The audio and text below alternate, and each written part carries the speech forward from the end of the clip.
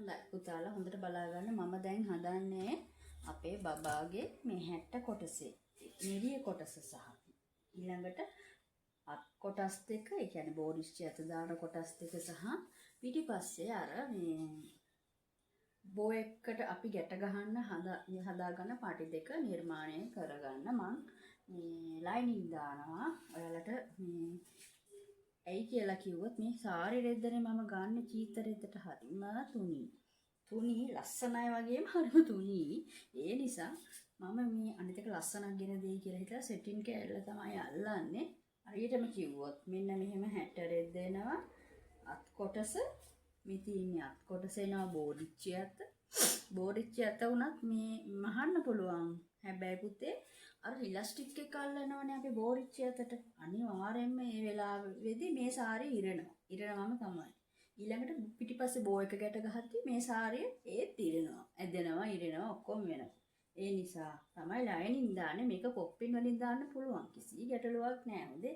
ඔයාලා කැමති නම් පොප්පින් දාගන්න ලයිනින් නොදාන්නට ගැටලුවකුත් නැහැ. හැබැයි තුනී නම් රෙද්ද හොඳට මතක තියාගන්න. ලයිනින් වලට මොනවා හරි රෙද්දක් එකතු කර ගන්නවා නම් හොඳයි. ඒ කියන්නේ බබාවට එක සැරයක් හරි අඳින්න පුළුවන්. එතකොට නැත්තම් ඉරිලා ගියොත් එහෙම මේ අපරාධ. ඉතින් ඔයාලගේ මහන්සියත් හොඳේ. ඒ නිසා මේ අනිත් එක මට මේක ඔයාලට උගන්වන්න ඕනේ මේ හදිස්සියේ ලයිනින් දානය. දුවන්නේ චීත්ත කොටසට හරි. කියන්නේ වෙන රෙද්දකින් ඔයාලට පාවිච්චි කරත් ලයිනින් දාන හැටි උගන්වන්න ඕන නිසා මම මේ ක්‍රමේ ඔයාලට කියලා දෙන්න හිතුවා. මේ අදහස ගන්න මට ඕනේ එච්චරයි. ඔයාලා මහන්න නොදන්නවා වුණත් මේ අදහස අරගෙන ඔයාලගේ නිර්මාණ, ඔයාලගේ අඳුමක් මහදී වුණත් කවදා හරි මතක තියාගන්න කරන හැටි. හරි? නිරිය කොටසත් අපි හදා ගන්නවා. ඊළඟට මේ විදිහට පින් ගහගත්තා. මේ තියෙන්නේ අපේ සාරි රෙද්දේ හොඳ පිටට අපේ සෙටින් රෙද්දේ හොඳ පිට මේ විදිහට තියලා. ඔයාලා ගන්නවා නම් පොප්පින් රෙද්ද හොඳ පිට තියලා මේ විදිහට අනිත් පැත්තට පින් ගහගන්න. දැන් අපි යන්නේ මේක අඳින්න. ඊළඟට මේ ටේප් එකකින් බැනගමු. මම මේ ගමම්ම කියන්නම් කොහොමද මේක ගන්නෙ කියලා. දැන් මම කිව්වා ආයෙත් බලා ගන්න මේ 60 රෙද්ද මම දෙකට කැපුවා. පිටිපස්සේ පළුව.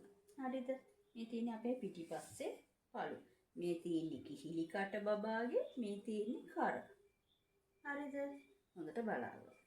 එතකොට මේ ප්‍රමාණය අපි දැන් පිටිපස්සට මේ බබාගේ පිටිපස්සේ කොටස පිටිපස්සේ පළුවත් මේ පළුවේ මැද මේ කොටස තමයි හරියටම අඟල් 6මාරයි. මනින්න ඔයාලගේ හැට්ටේ මේ හරි මැද කොටසේ ඉහළ ඉඳන් පහළට මිම්ම කීයද කියලා අන්න ඒ මිම්මට අපි එකතු කරනවා අඟල් සාමාන්‍යයෙන් 10ක දිගට පටියක් කපා ගත්තා නම් ඇති. මේ පළලම ගන්න. අපි කිව්වත් දැන් මේ මගේ අඟල් 6මාරයි.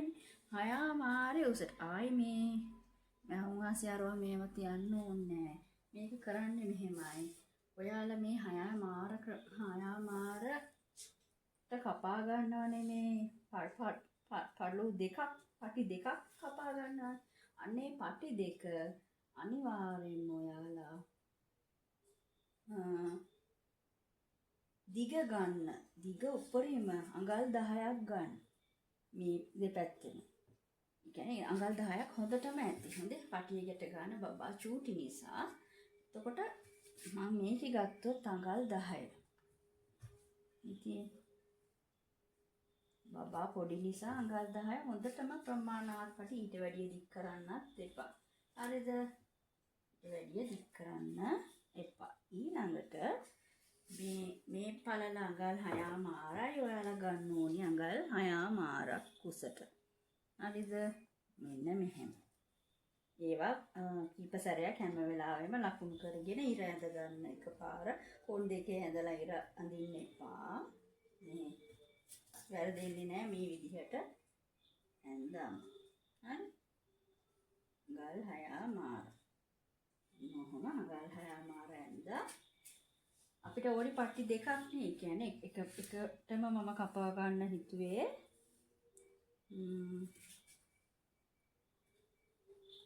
අඩු උනේ කොහොමද? කපන්න කලින් ආයි පොඩ්ඩක් හොඳද? ආයි පොඩ්ඩක් සැලකිලිමත් වෙන්න ඒ සම්බන්ධයෙන් මේ පේනවනේ. මට ඉතින් එහෙම වැරදෙනවා. ඒ කියන්නේ මේ එහෙමයි. කොහොමද ඩබල් චෙක් කරන එක අපිට හොඳයි. වැරදෙනවා කියන්නේ එහෙම අනිවාර්යයෙන් මම ඩබල් චෙක් කරනවා සාමාන්‍යයෙන්. එතකොට ඉතින් ප්‍රශ්නයක් නෑ, වැරදෙන්නේ නෑ. පින්සන ගන්න නැතුව පරිස්සමට ඔයගොල්ලෝ තනි පොටෙන් මේක මහනවා නම් හරිද?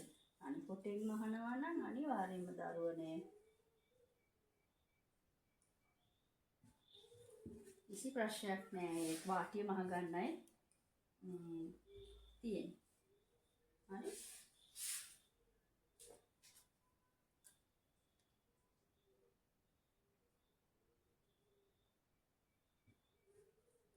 හරියටම වී ගන්න නැත්තම් හැබැයි මේ පේනවා වෙනසක්. හැබැයි මම පේනවා ඉතින් ඊළඟට 10යි 10යි 20නේ අපි එතනිනුත් මේ පොඩි මාක් එකක් දාලා හරිද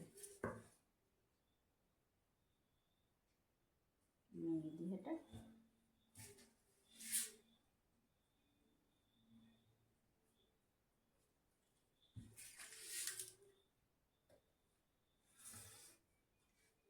අරහටත් ඉටි දෙකක් අඳගන්න.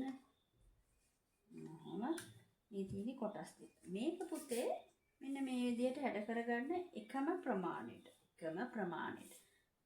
කොහොමද? දැන් අපි මහන්නේ මෙහෙම. හරිද? මෙහෙම තුන් පැත්තක් ඉස්සල්ලා මහනවා. මේ කන පිටනේ. වටේට තුන් පැත්තක් හරි ගානට මහ ගන්නවා. මහගෙන ඉවර වෙලා අනිත් පැත්ත හරවලා ඉතුරු කොටස මේ කොටසට සම්බන්ධ කරගන්නවා. හරි? එතකොට පුතේ අනිවාර්යයෙන්ම මෙන්න මෙතන ඉඳලා මේ ඔසටම ගත්තත් ගැටලුවක් නැහැ. මේ ඔසට නොගන්නත් පුළුවන් ඔයාලට. පුළුවන්. මෙන්න මේ ගානට අඟල් දෙකක් වගේ දෙකමාරක් කැමති විදිහකට ඒ ප්‍රමාණය ගන්න. එතකොට ඒ ප්‍රමාණය මම ලකුණු කරලා එතන ඉඳලා මෙතනට යා කරලා හැඩ කරලා ගන්න පුළුවන්. අර පටිය අග හරිය හීනී වෙන්නේ. ඒක කැමැත්ත මත.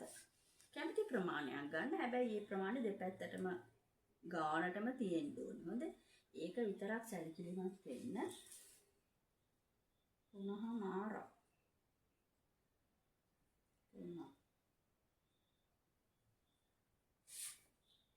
ඔව් මම 3මාරක් ගන්නවා පුතේ. ඔයාලා කැමති පින්මක් ගන්න. කිසි ප්‍රශ්නයක් නැහැ. මම ඒ ගැන මොකුත් කියන්නේ. හැබැයි දෙපැත්තට හරි ගානට මේ විදිහට යා කරගන්න. මේ අපේ පිටිපස්සේ බබාගේ බෝ එක ගැට ගන්න කොටස මම මේ හදාගත් අඟල් 10 දෙපැත්තට හොඳටම ඇති. අඟල් 6මාරේ උස කියන්නේ මේ උස බබාගේ 60 කොටසේ පිටිපස්සේ පළුවේ කර කොටස මේ හරි මැද ඉහළ ඉඳලා පහළට මිම්ම. හරි? ඒ ගානම ගන්න.